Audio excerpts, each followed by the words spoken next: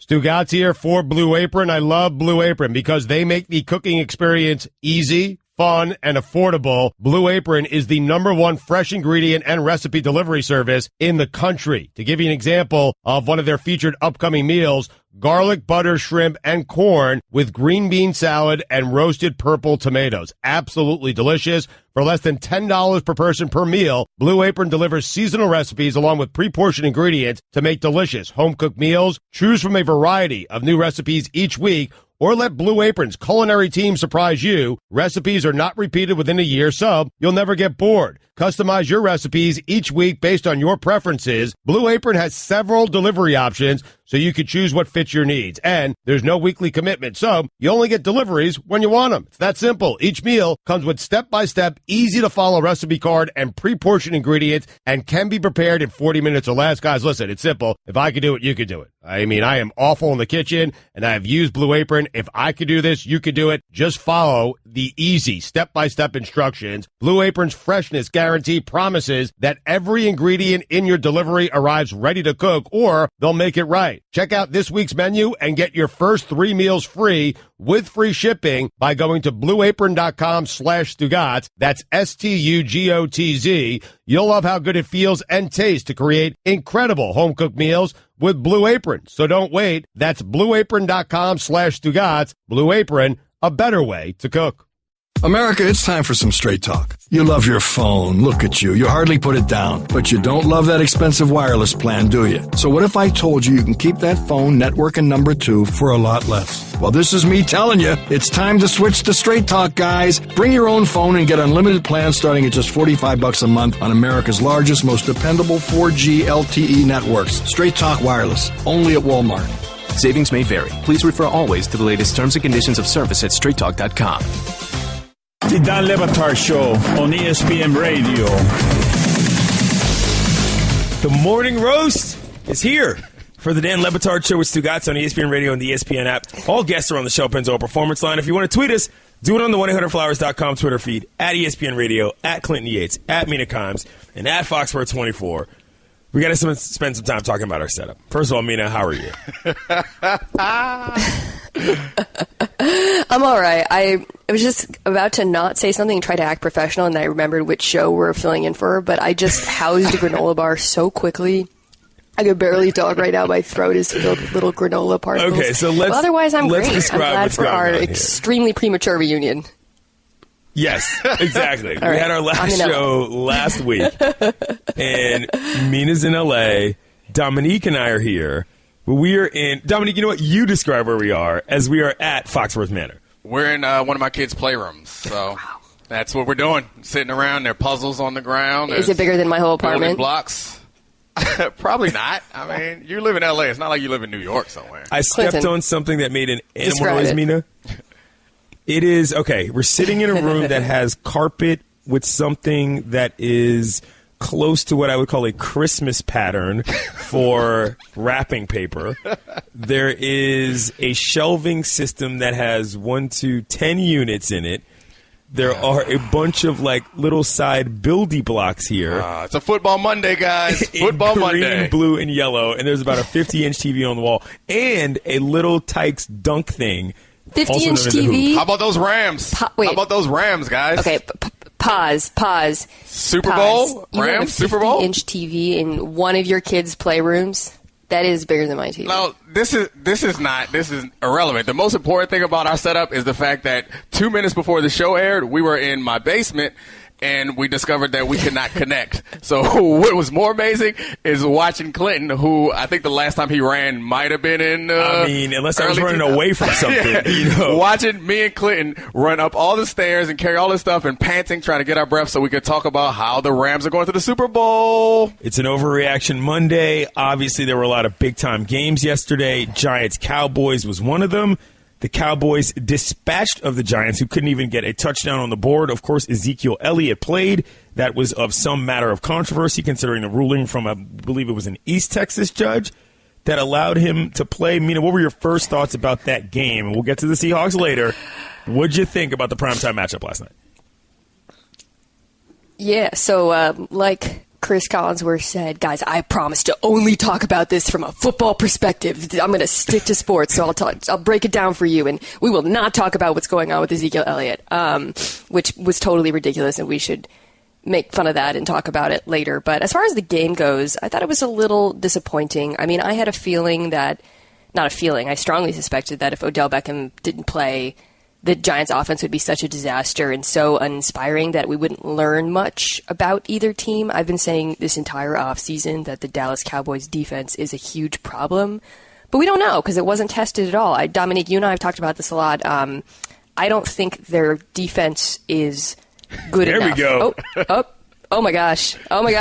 Whoa. Quad box music. I haven't heard that in so long. Literally a week. But yeah, otherwise though, I thought Dak Prescott looked in mid-season form, as the cliche goes. He looked about as good. And, the integration of Zeke Elliott, like he gets a lot of credit. I mean, he gets a lot of the opposite of credit for playing behind that line. And people always say, oh, he's just a product of the system. But you really see the impact he has on that offense. The extra burst he gets is undeniable. Yeah, I thought Ezekiel Elliott was exceptional. Do you want me to keep going? No, I got it. You don't get the music. Only you get the music, though. But I thought Ezekiel Elliott was exceptional. The thing about the Cowboys that I'm most impressed with is that they can run the ball no matter what. So, it's first down, extra man in the box. Yeah. The Giants have a great defensive line, and they hand him the ball, he gets 6-7 yards, and it's just impressive. If you have a team that can do that, you can go far no matter what. And I think one thing that goes underappreciated about Ezekiel Elliott is his ability to protect and pass protection, because they don't have to take him off the field ever. He can pass protect, he can catch, he can run.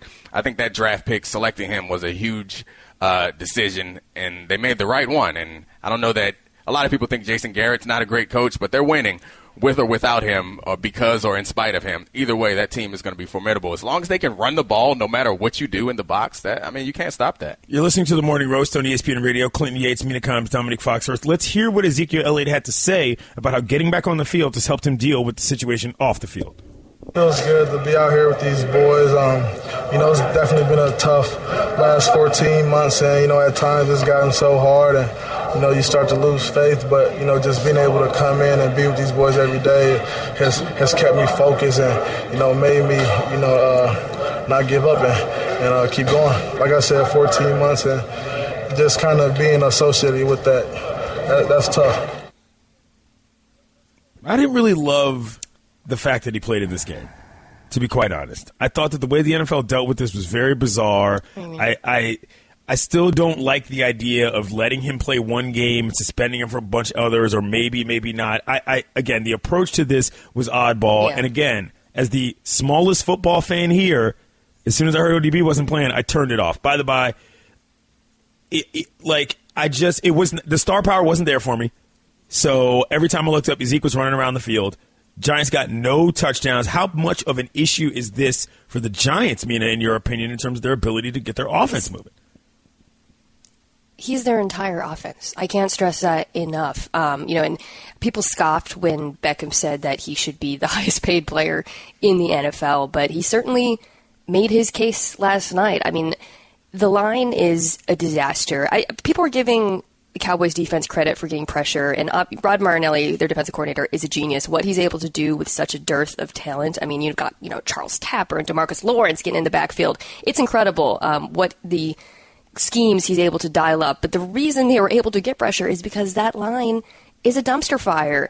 And the entire game, Eli was overthrowing, he was underthrowing, he was self-sacking. He appears to be on a continued downward trend, in my opinion. There's still no run game. Brandon Marshall was non-existent, so was the rookie tight end. They are nothing without Odell, Domonique. Yeah, I think the interesting thing is how we kind of anointed Ben McAdoo a genius because he was able to kind of correct Eli Manning, his interception problem. But actually, I think that corresponds also with Odell Beckham. So while we have given Ben McAdoo all this credit, I think people struggle with criticizing coaches in some part because they don't understand what they're seeing. And And when we watch the game, they don't do very much to make it easy on Eli. What made it easy on Eli and what got them all this credit was Odell Beckham. So, I mean, I think we should – and this may be a theme for me going throughout the show as I look at the rest of the teams around the league and we jump on players, particularly quarterbacks, about how bad they are. And I think Houston's another example. We jump on Savage. We got to look at the coaches and what they're doing to set these players up because these guys are NFL players. They aren't this bad. There's no reason why the Colts should have got beaten the way they did. So we need to take a closer look at what they're doing to set their players up for success or not. The news here, the NFL has appealed the preliminary injunction granted to the NFLPA regarding Ezekiel Elliott's 6-game suspension. The appeal was filed in the Fifth Circuit of the U.S. Court of Appeals. With the injunction granted on Friday, Elliott likely will be able to continue playing as long as the legal process plays out. Mina, what did you like from this game, if anything at all, besides Zeke's performance? I'm trying to think. I mean, we saw a lot of really bad offensive line play today. So it was, after watching the Seattle game, which we'll talk about a little bit later, watching the Cowboys is like watching a different sport. So I like that. I mean, it's just so fun to watch. I think Mike, the producer, screamed Ben McAdoo's hair at some point. That sounded like his voice. The disembodied voice of reminding us to talk about kind of feeling Ben McAdoo's new look. I'm trying to think about this. Like, it wasn't a good game, guys. I don't know. It definitely wasn't one of the better games. It was much worse than Thursday Night Football, ironically, I thought. The slick back is nice, but I don't know I don't know what he thought he was doing though. Like, has he ever addressed it? I feel like that's something that you need to address. Like if Odell Beckham just cut off his hair, he would address it. So what was Ben McAdoo's response? Like he's trying to join the mob? Like he wants to be on Wall Street? Pat Riley's School of Awesomeness. What is he? Because I kind of liked his other little his podunk hairdo that he had in the past. He looked like a guy come on. Mowed your lawn at the local public school. That's what he looked like. Before. I mean, he got roasted so heavily before. I just feel like this was an over-course correction. When your friend does the makeover and they come back with, like, bleached tip, like, just overly done everything, did not handle it well. He swung too far to the right on the pendulum. Ben McAdoo is a distraction for this team. You're experiencing the Dan Le Batard Show on ESPN Radio. And now your SportsCenter update. The NFL returned to Sundays yesterday. The Cowboys had Ezekiel Elliott and the Giants were missing Odell Beckham Jr. Dallas took advantage and won on Sunday night 19-3 over New York. The Jaguars had 10 sacks and forced 4 turnovers. Plus, rookie running back Leonard Fournette ran for 100 yards as Jacksonville stunned Houston 29-7. Quarterback Deshaun Watson started the second half for the Texans in the loss. About 2,000 people who attended the Lehigh Valley Zoo's annual brew, at the Zoo Festival Saturday were rushed to a secure location when a bobcat made a break from her enclosure. Yikes. Shishka, 18-year-old bobcat who has lived in the zoo for her whole life, escaped through a gap she had created between a tree growing out of her enclosure and the fencing. It took the zoo crew 90 minutes to round her up. Neither the bobcat nor the guests were injured. Here's the Select Quote difference. Most companies give you one option, one policy, one rate. But Select Quote shops to get you the best of 15 options of highly rated insurers. For a free personalized quote, call 1-800-533-4499. That's 1-800-533-4499 or go to selectquote.com. For all the latest headlines and information, tune in to SportsCenter on ESPN Radio all throughout the day. You're listening to the Morning Roast, filling in for the Dan Le Batard. That was brutal. Words. I know. Well, also that was like read, Domonique. It was like written by Dr. Seuss. It had zoo, crew, and brew in it. So I appreciate you having my back, Mina. But you know what would have been really nice to have my back is when I said, if I wasn't laughing, you want to read this read? Yeah, that. And when in the break I said, you want to hit this read? You would have said, yeah, that would have been helpful. If you want to hit us up on Twitter on the 1-800-Flowers.com Twitter feed, at Clinton Yates, at Mina Kimes, at Foxworth24. Let me explain something to you. You all know the rules.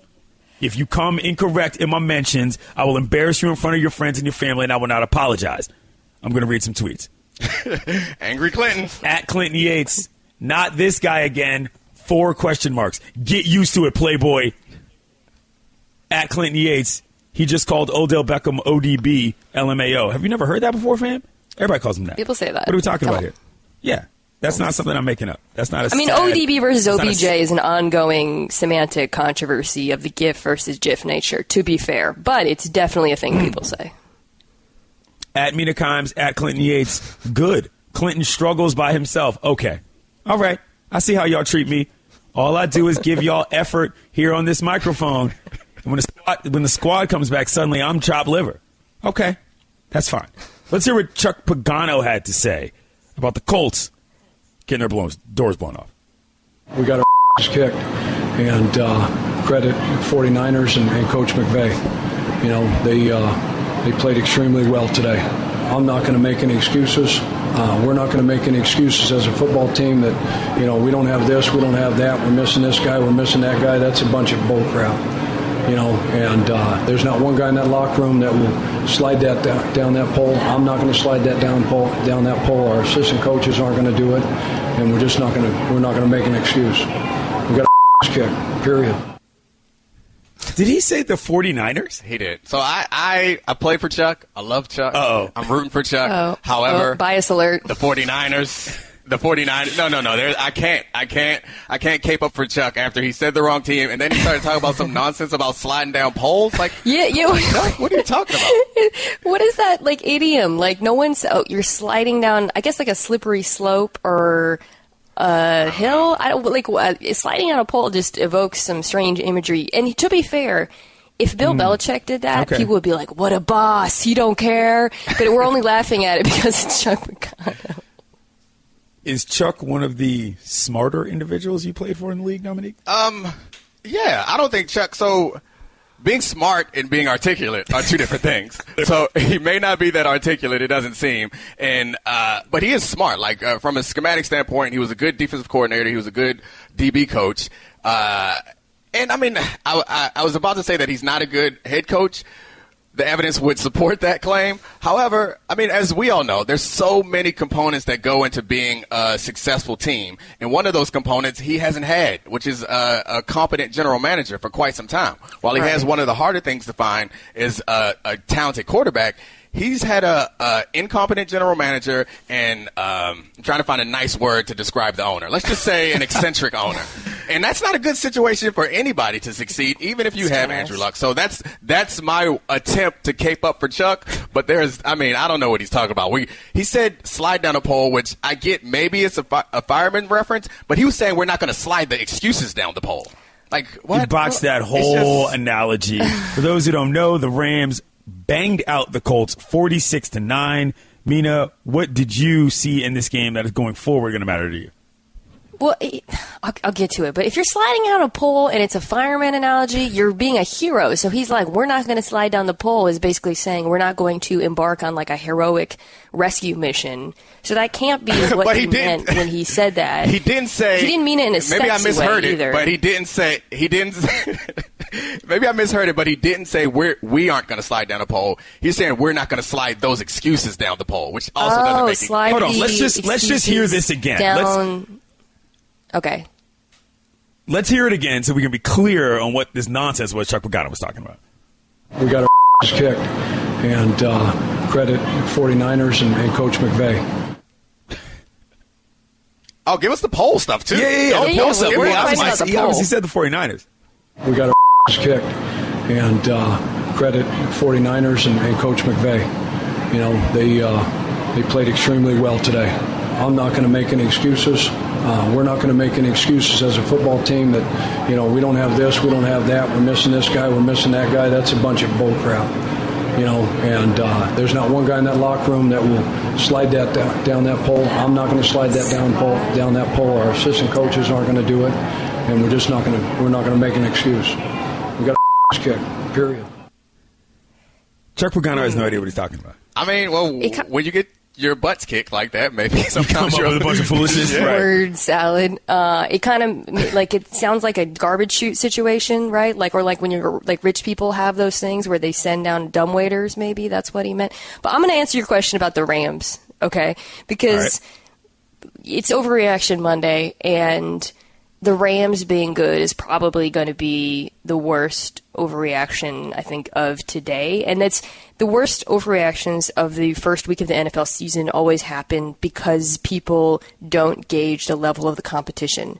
So I think Sean McVay is a great coach. I think they're inevitably going to be better this season because you literally, logistically, statistically cannot be worse. I just said logistically after making fun of Chuck Pagano for and I liked how you made it, though. Logistically, statistically, you combined them. Came around to it. Right? I think we got a thread.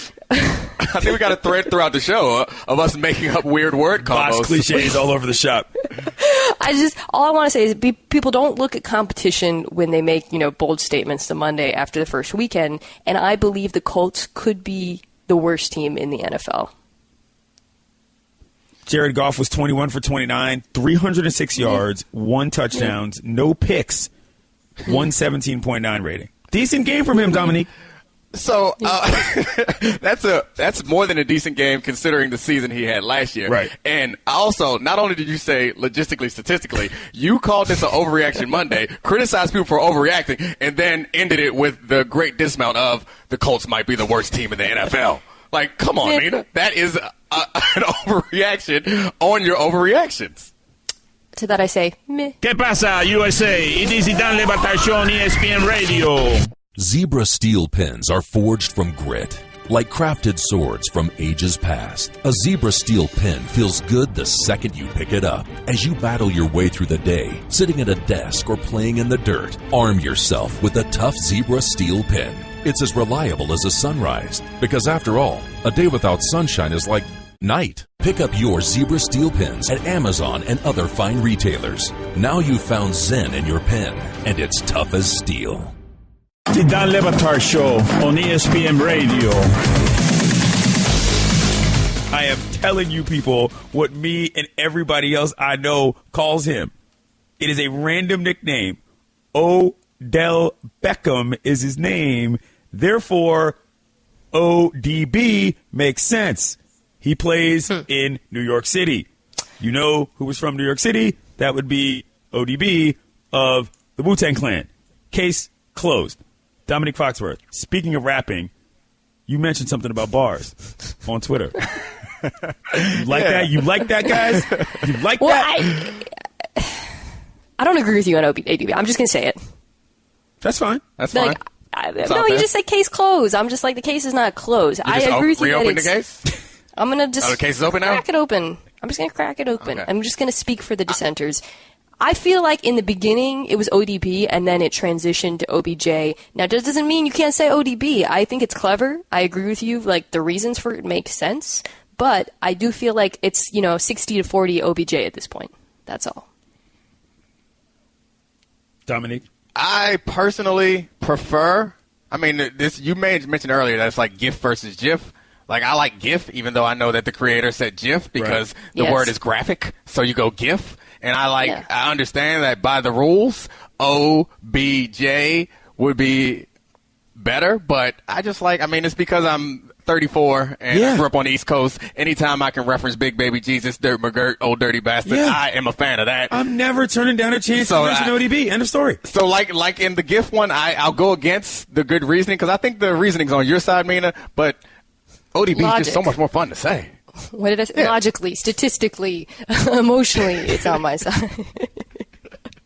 Domonique, you tweeted at somebody this week. Yeah, so I tweeted, you guys know the HP commercial that has the rapping teacher? Absolutely. And they Great play commercial. it so often. Of course. And so I just don't like that commercial, so I tweeted about how I hate that rapping teacher guy, and it got a lot of reaction. And the next day, the rapping teacher guy himself tweeted at me, like, nothing but love, bruh. And so now I felt like an awful human being. And I had to clarify, I'm sorry, sir. I don't actually hate you. I just think that commercial's whack, and they did you no favors because the line that they pulled out and they put in the song is him saying, remainders are the remain. Like, what? That's not rapping. That's nonsense. And then he posted some other video of him spitting over the Cardi B beat, and I actually thought that was pretty nice. So I rescind my hate for the HP rapping teacher, and we're now best buds on Twitter. But that line is bad. The remainders are the numbers that remain. Mina Kimes, your thoughts on Domonique being a bully in these streets? I know, I feel bad.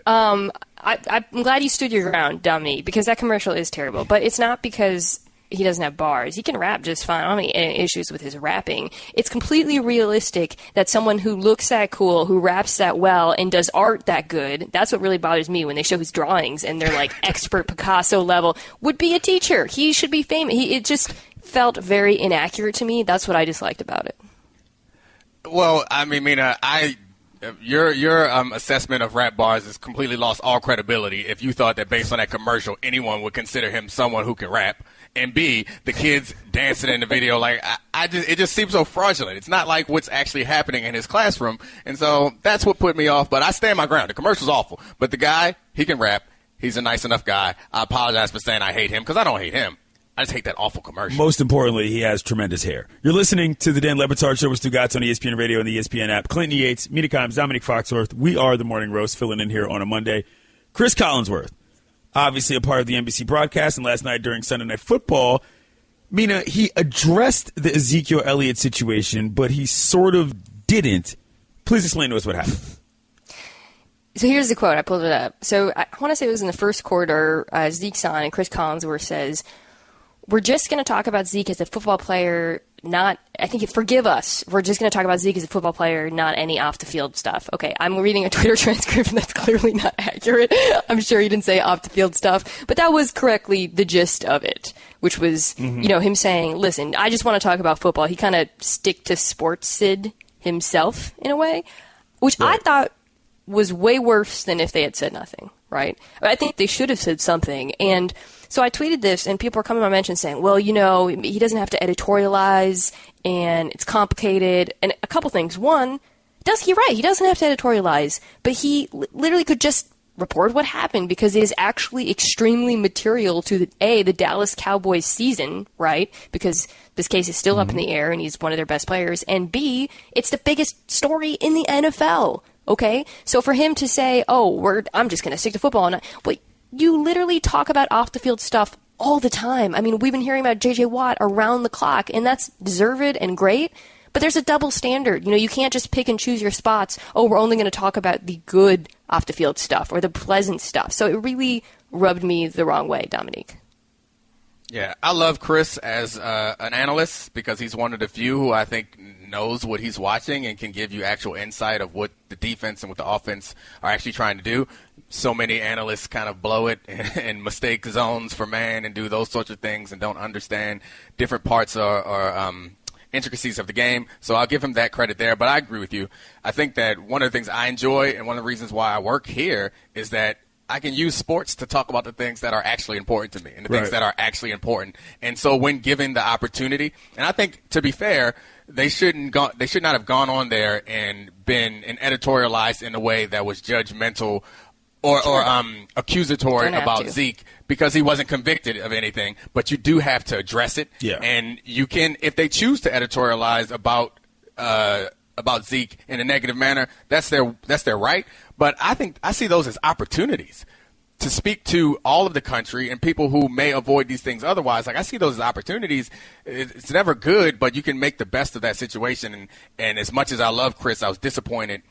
And it's his right to make that decision, but I was disappointed that he didn't delve into it with any depth at all. Yeah, news is news. And from a simple editorial judgment standpoint, taking that approach, not exactly the mature way to go about things. You're experiencing the Dan Le Batard Show on ESPN Radio. U.S. Open ended this weekend. Mina Kimes, Sloane Stephens won her first Grand Slam. Rafael Nadal won his 16th career Grand Slam title. Did you have a favorite point of this tournament, and what do you think about Sloane Stephens going forward, Mina? I was rooting for her. I'm not like a tennis aficionado, so I don't have like a good reason aside from the fact that I knew she was. ESPN the magazine did a really good story on her. I want to say like 3 when she was kind of on the rise, but maybe being a little overhyped. The story got a lot of attention because she revealed in it that I don't want to say she had beef with Serena, but that Serena had kind of ghosted her.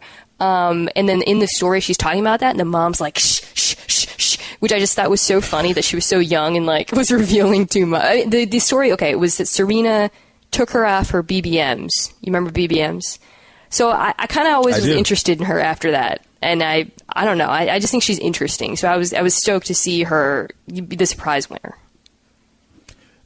When we were on Around the Horn, Mina, they asked us the question of whether or not women's tennis was back for the Americans, and I said it's obvious that that's the case. I mean, if you've got 4 people whose names, I mean, Domonique, did you know who all 4 of those people were? Yes. Coco Vandeweghe, Madison Keys, Sloane Stephens, and Venus Williams. I mean, like, if you've got 4 household names in the tournament on your soil, you're absolutely back. I don't know what more you could ask for. I don't know that I would consider them complete household names in every household. Like, it's not like they're not on like LeBron James or OBJ relative to status. Tennis is what I'm saying. They're big stars. There are plenty of Final Fours in tennis where I'm like, no idea who anybody I know is. one guy or one girl, but I mean, is tennis back is a weird question because I don't think tennis ever went anywhere. As long as Serena and Venus have been in, I've cared. And my favorite part of this tournament was when Sloane got that check, and her reaction to that $3+ million check was so real. And it just led me to thinking, like, they need to go. I know that tennis is a little bit stuffy, but we need to go in sports where you have prize money like that, we need it in straight cash. Like, they need to wheel that out there and roll it up. Carry on. Yeah. Or a duffel bag. I always just want them to bring out a Louis duffel bag with $3 million in it and hand it to somebody, or just like a backhoe with just cash in it and dump it. Backhoe. Okay, wait. Time out. Yeah. What would be the funniest way to present a cash prize to an athlete? Funniest or best? This is a non-question. It would clearly be one of those like wind tunnel deals where you got to get inside and start grabbing at the benches, and whatever you can get is what you get to keep. I would watch that with a pro athlete in a dude. I like it. I like that idea, but like rather than in there, you got to use their athleticism. So it's just like put stacks of cash on one end line, and then they're on the other end line, and you got to do shuttle runs, get that cash. Like you haven't won any money. You've won the opportunity to do these cash bag shuttle runs. Win. They used to always rent those. I think there were like phone booths, or Clinton, you know, the wind tunnel type things where they would blow in the money, and they'd always have them at like school fairs and stuff. And they just stressed me out so much. Like, I don't want to go in there. What if I can't get in? It was like too stressful for me to envision even being in the phone booth. You're listening to the Dan Le Batard Show. It's Stugotz on ESPN Radio and the ESPN app. Clinton Yates, Mina, Domonique Foxworth. We are the Morning Roast filling in here. I think Sloane Stephens is great. You know, I mean, I don't know how much more you could ask for if you're, tennis in terms of an American star that is built, for the media. She knows what she's doing. She's got the it factor. Right. And with Serena being gone, obviously she fills in, and she's obviously not who she is, but you've got to be happy about the future of tennis at this point, Domonique. It's all relative, though. Like, if she was coming out of nowhere and no one had cared about tennis, that's one thing. But whether she likes it or not, she's going to be compared to Venus and Serena, Serena specifically, and not only because she's really good, but she's a black woman, and she doesn't have a powerful serve like. Well, okay, but hold on, that's not fair to compare all black women. Is the greatest tennis player of all time. Like, you guys sort of eliminate her from the discussion. The blackness of it, I don't think necessarily matters. I think that I throw it out there because it's another similarity that they have, but it's not like we have gone through a drought of bad women's tennis. Right. Like, we've been enjoying Serena's dominance for quite some time. So no matter how good she gets, it's not going to be as good as Serena. Go ahead, Mina. That's what I was going to say. I mean, that's the absence of Serena. It's good in some ways because it lets other people shine, right, and get that experience and get to that level. But when you're watching it, you just can't help but think, but Serena would smoke her. I don't know. That's just always, I know it's not fair, but that's just the way it is. It's always in the back of mind when you watch these women play in her absence, I feel. Last year, Sloane Stephens sat out the U.S. Open after a stress fracture, easy for me to say, in her left foot. She made her season debut at Wimbledon in July after surgery, lost in the first round, and lost her next match in Washington, and is then gone 15 and 2 cents. ¿Qué pasa, USA? It is the Dan Le Batard Show on ESPN Radio. Okay, Kevin, for the grand prize of $1 million, what color is the White House? I know this. 5 seconds. Oh, switching to Geico could save you a bunch of money on car insurance? Okay. Judges, That's true, Kevin. They'll allow it. Congratulations. You're a winner. Woo! Geico, because saving 15% or more on car insurance is always a great answer. The Dan Le Batard Show on ESPN Radio. Joining us right now, speaking of the Nationals, undefeated contributor Daniel Schifferall on the Shell Pennzoil Performance Line. Dan, you were in the ballpark yesterday. Please describe to me, starting with when the end of the game actually happened, how this all went, because that celebration looked crazy. Yeah, so going into the game, the Nationals' magic number was 2, so they needed to win, and they needed the Marlins to lose to the Braves in order to have their celebration. So Nationals win. They win pretty convincingly. Strasburg shuts them out, and essentially everything gets shut down, is put on pause because they have to wait to the end of the Braves game. And so the clubhouse was closed. The fans decided to stay till after the game was over because they wanted to see what was going on with the Braves game. They put the game up on the Jumbotron, and they were essentially cheering as if the Nationals were playing on the field. It was very bizarre. They were playing hype-up music, and the fans were starting to do the tomahawk chop, rooting on the Braves. It was very, very weird. Yeah, it was quite the scene. So they were all essentially Braves fans. And the Braves eventually did rally. They would tie the game in the 9th, and they won it 2 innings later. And at that point, that's when the fireworks go off, and then the players came back onto the field after waiting in the clubhouse for about 90 minutes. And then after they tossed a couple of, items into the crowd, the division championship gear, they went in, and that's when the champagne was popped. Okay, so hold on. You're telling me there was a 90-minute delay between the end of the 9th and when they actually started? I mean, that's a long time. That's half a baseball game in most times. Yeah, it was really weird because it looked like for a minute there that the Marlins were going to win. They were up 3 runs in the 9th inning, and then they blew it. So it went into extra innings, and it took a lot longer than they would have hoped. They thought there was only going to be maybe a 20 to 30-minute delay between the end of the Nats game and the end of the Braves game, but that's just the way it worked out. And it was sort of like this waiting game. They were really hoping that they would clinch yesterday. They did not want to have to wait because they have an off day today. So if they, had a good time yesterday, they could have a party Sunday night and have today off. And so they were really, really rooting for it. They didn't think that it was going to happen because it looked like the Marlins were going to hold on, but they got their celebration. We're talking with Daniel Schifferall, undefeated contributor on the Shell Pennzoil Performance Line. You're listening to the Dan Le Batard Show with Stugotz on ESPN Radio. Clinton Yates, Mina, Domonique, Foxworth, the Morning Roast, filling in here. So, Dan, what did you see in the locker room that stood out to you? Was there anything unique that's worth reporting that we will be interested by seeing in the celebration? Yeah, well, this is the first time I've actually had a chance to cover one of these.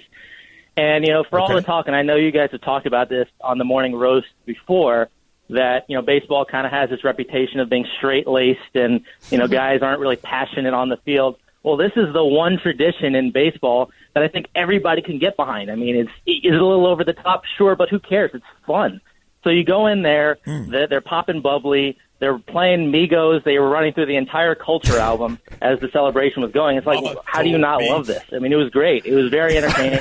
The whole organization was down there. The ownership group, GM, front office. It was a lot of fun. Just kind of, from a reporter standpoint, you alternate between doing your job and getting quotes and then getting sprayed in the face with champagne. So it was bizarre. I had my windbreaker on. I had to put the hoodie up and make sure I was protecting myself, but it was pretty interesting. Mina?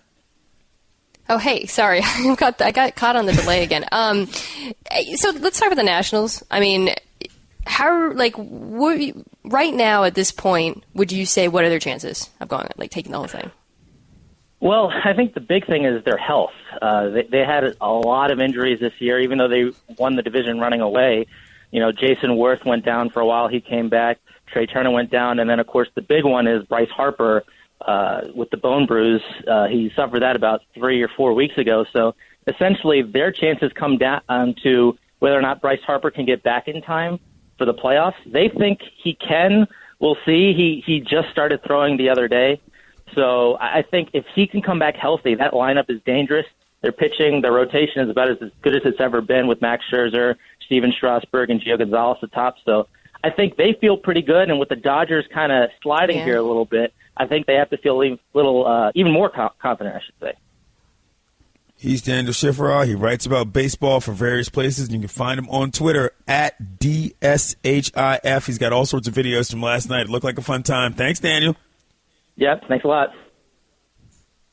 Domonique? Yes, sir. You ever pop bottles in the locker room? Absolutely. After a win? Oh, yeah. After my rookie year, we won the division. And I remember very clearly the locker room, it was at home. We won the division. I think it was against Oakland. It was the second to last game. And I remember the celebration in the locker room was intense. And John Lynch came up to me and said, enjoy this because it doesn't happen often. Right. And he's like a veteran guy who had won a Super Bowl elsewhere. And I took it very seriously, but it's also like you can't actually feel that way in your rookie year because you're like, this is football. This is what it's about. Right. Never won another division title for the rest of my career. It's like, and he was right. Wow. I thought you were going to say John Lynch came up to you and said, enjoy this because we're not winning the Super Bowl. We actually won the next game. We had another game down in San Diego. We won that game, and then we went to Vegas to celebrate. A few of the DBs, a lot of fun, and similar to the Odell Beckham situation where they went down to have. ODB situation went down to have a celebration in Miami. You can't even say it. It doesn't even roll off your tongue, by the way. Oh, no, it works. It works. As someone tweeted to us, it's just like calling LeBron James LBJ. Thank you. It works. But anyway, so unlike the Giants who went on to lose, we came back and beat the Patriots in the first we had a bye, so in the second round of playoffs we beat the Patriots, then we lost to the Steelers in the conference championship. They went on to beat the Seahawks in the Super Bowl. Mina, are you a pour the beer on top of your own head or spray it on somebody else, a celebration person? What do you think? You're somebody else. You're somebody else. Yes, of course I'm somebody else. I would absolutely hate having beer poured on top of my head. Even listening to that story about being in the locker room guy, which I've never had that experience as a reporter, would give me hives. Ugh. You're experiencing the Dan Le Batard Show on ESPN Radio. It's time for Top 5. We're going to bring back what we brought up earlier in the show, which was about coaches. Mina Kimes, take it away. All right, so we've been talking all day about the very important question of can coaches with kind eyes be good at their jobs? Because we were riffing off of Chuck Pagano, who my take earlier was that his eyes are too kind, and that's why he's not a good coach, which I think is bulletproof, actually. Nobody's really proved otherwise. So on the other side of that, I'm going to do the top 5 angriest eyes or least kind eyes coaches. And Alrighty. I think you'll see a trend, which is a lot of these guys are good coaches.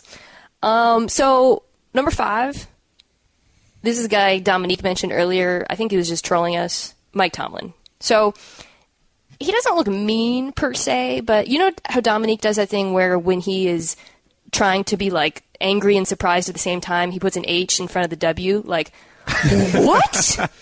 Mike Tomlin is like the visual manifestation of that sound. Domonique, make the sound. He has intense eyes. Yes. He has intense eyes. Make the sound for the listeners so they know what I'm talking about, though. What? There you go. Moving along. 5. 4, I've got Adam Gase, who I maintain, even though nobody agrees with me, looks like Putin. Wow. He looks like That's where we're Putin. going I'm sorry. today? He just does. I'm just pointing out what I think is fairly obvious. I'm I going to don't throw know in a that I would curve. consider. Go ahead. Sorry. Putin have not kind eyes. I'm not saying anything about that. That's just a comparison I'd like to make. All right, number That's 3. an aside, This is one that caught my attention yesterday. Doug Marrone, Jags coach, wearing that like full sweatsuit action, Super Jacksonville on the sideline. He kind of has like a Jeffrey Tambor vibe to him in Arrested Development, and he looks angry all the time. Okay. We're getting to, so obviously number 2, Belichick. That's like a given. Yeah. Well, his I would eyes say are so. really dark. Like the pupils are very large and angry, I've noticed. All right. And then number 1 He looks like a guy who for spends me, a lot of time in dark rooms. yeah, and like then they put him out in the daylight and he has like trouble adjusting and he's like, Right. Okay. Number 1 for me, I don't know if you'll agree with this one, but Jim Caldwell, Lions coach, he always looks like he is walking next to his teenage daughter who is inappropriately dressed and is angry because people are checking her out. That's the vibe I'm picking So up. Jim Caldwell has the best coaching eyes, is what you're saying. Like disappointed, resentful, and resigned all at the same time. So can we build this perfect coach with other attributes from other coaches? Because I need Andy Reid's mustache on my coach. So we go Caldwell's eyes, we go Reid's mustache, Tomlin's hairline. Got to do Harbaugh's jaw. No. Got to get the jaw/chin factor with Pete Carroll. Got to have a sturdy jawline so people know you're serious when you're talking to grown men about grown men stuff, Domonique. But if you're going to go, you can separate the jaw from the chin. But if you're going chin, you got to go down to Houston. Get that Bill O'Brien dimple true. chin. I forgot about that guy. That dimple chin means business. I forgot about The that. dimple chin. It's a sign of power. It's a power dimple. I think so. It's like, didn't Bill Cowher used to have that? He was like the only coach with the dimple chin back in the day. I mean, that's a kind way to call that chin, just so we're being clear. Oh, yeah. I mean, I'm on the radio. Who do you think the best-looking coach in the league is? Oh, this is a great question. I mean, Kyle Shanahan really vaulted up the list when he became a head coach, and so did Sean McVay. Just they're very young, so I feel like they're top 5 at least. Mike Tomlin. I think Tomlin is the best-looking man who's a head coach in the league. Yeah. I mean, that hairline is fierce. I don't think it's even close. We're going to unleash hell here in December. Well played there, Mike. Splash. Appreciate that. You're listening to The Morning Roast, filling in for Dan Le Batard Show on ESPN Radio. Clinton Yates, Mina, Domonique Foxworth. Do you think I have angry eyes? It's hard because I knew know you. Gonna So end like, here, and I didn't want to say anything. I don't think you have angry eyes, no. Okay. I think your general disposition is that of aggressive. Yes, that is a fact. I think that people or sometimes misassociate that with angry and might say you have angry eyes. Your eyes are quite kind, actually. I'm looking into them right now. Thank you. I think your general disposition is that of aggressive. That's true. Mina, do you think I have angry Twitter eyes? bio. No, I think you have very animated eyes, though, which are not kind eyes. Like, kind eyes never look lively as yours. Yours look very lively. Okay. It's not bad. You have kind eyes. For all those of you listening, I'm a very pretty man. He means Asian when he says that, by the way. Oh, my gosh. You can get away with saying that. I can't say anything like that because that's not what I meant. Yeah, you say a lot of things that I can't follow up on either.